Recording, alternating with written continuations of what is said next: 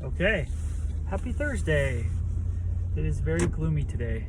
You guys can't even see across the street. Welcome.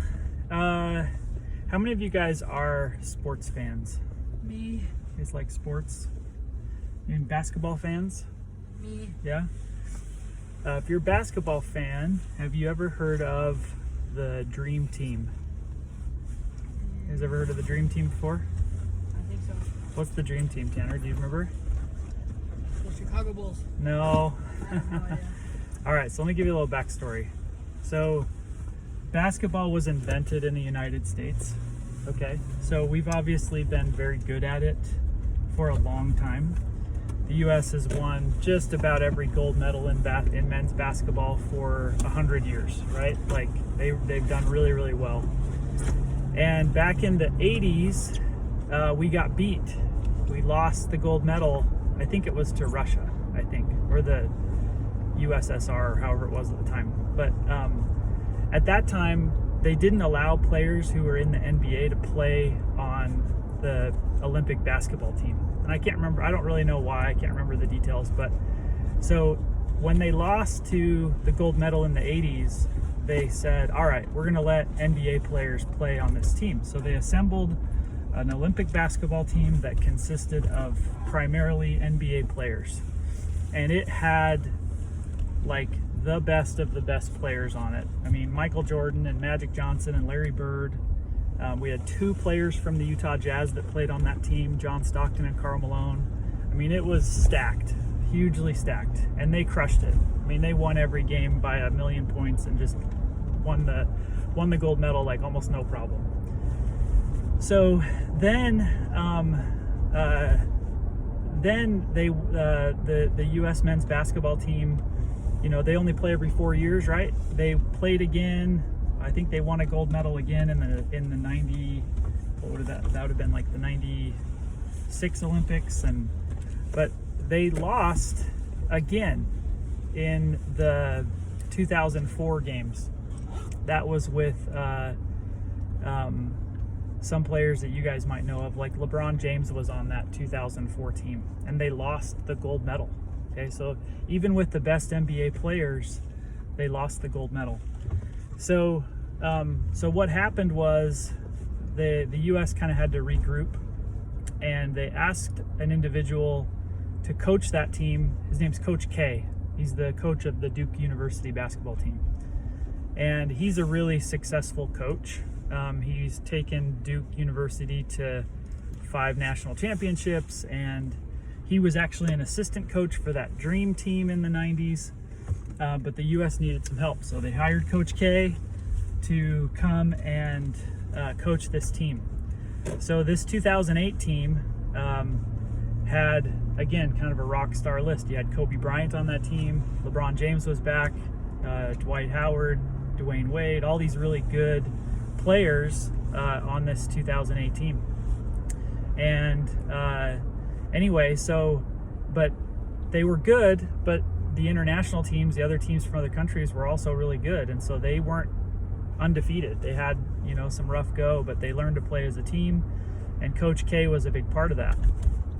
I bring that up because I had a work conference this week, and Coach K was the guest speaker.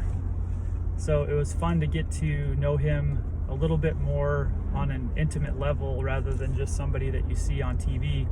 But some great lessons from Coach K. So he's a teacher. He's a motivator. He's been the Duke basketball coach for 30 plus years and one of the most successful coaches of all time. And he's coached the best basketball players ever. Okay, from Michael Jordan to Kobe Bryant to LeBron James, everybody you can imagine, he's coached all of them. And he has a few lessons. He said some of the most important lessons I have for my players are just a few things. So one of them is that you have to always be adjusting your limits of success. Okay, so if you've done something great or achieved something, it's time to fail again. Okay, so he's a big fan of kind of pushing that. You're going to look stupid even if you've made some you've been successful once. Said you've got to keep pushing that limit. He also said that you know, to be successful, you can't do it on your own. You need a team, and you know, other players lift you up. And he shared a story. So when he was coaching that 2008 team, he said there was a player on that team who was kind of playing at a really high, fast pace, right? He was kind of, the other players weren't really keeping up, okay? And that player came to these other players and said, you know, or he came to the coach and he said, hey, I'll back off a little bit. And do you know what the player said? They said, no, we'll catch up to you, okay? So instead of playing at this level and coming down to meet some of the other players, it was, we're going to play at this level and let you guys meet up with us, okay? So I thought that was really kind of interesting to go, yeah, let's rise everybody up instead of adjusting to people's, you know, maybe their laziness or their lack of commitment and so forth. We're gonna go after it.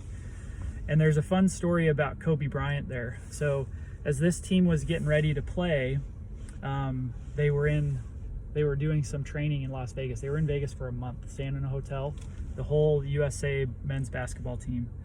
And these guys were, you know, Vegas is kind of a party city for these guys. And so they would go out at night and go party and have fun and so forth. And they came back to the hotel. This is like the whole team. And they came back to the hotel. It was like 5 a.m. Okay. They'd been out all night long. And you know who they saw in the elevator as they were kind of going back to their rooms to get some sleep before they had to go practice? So they're going up. It's the whole team going up in the elevator. They meet somebody coming down the elevator, and it was Kobe Bryant. Okay. He didn't go out. It was 5 a.m. and he's going to work out before they practice. Okay. And so the team saw that. They saw him, they saw his dedication, and before long, these guys quit going out and they started one by one just kind of joining Kobe in the gym. They weren't asked to do that, right? He didn't ask them to. Coach K didn't ask him to be there. But because of that good example of just one person, he got the whole team working out, lifting weights before they practiced. So I think there's a lot of good lessons here. Just if it's a fun story. Coach K is a great motivator. He's a great teacher, great person to inspire. So if you ever get a chance to kind of listen to him speak, he's a great individual. But also, I think good lessons there from some of the other leaders on the team about setting that example. You know, he didn't have to do that, but he wanted to put in that extra effort. So maybe think about things in your own lives with your friends. Sometimes you got to be a loner. You know, like go and put in the work, and it may not be fun, but that's how leaders are kind of made and bred. So anyway, I love basketball. I'm a big fan. I'm not very good at it, but I love watching it. And that's your Thursday thought today, guys. Love you guys. Have an excellent day.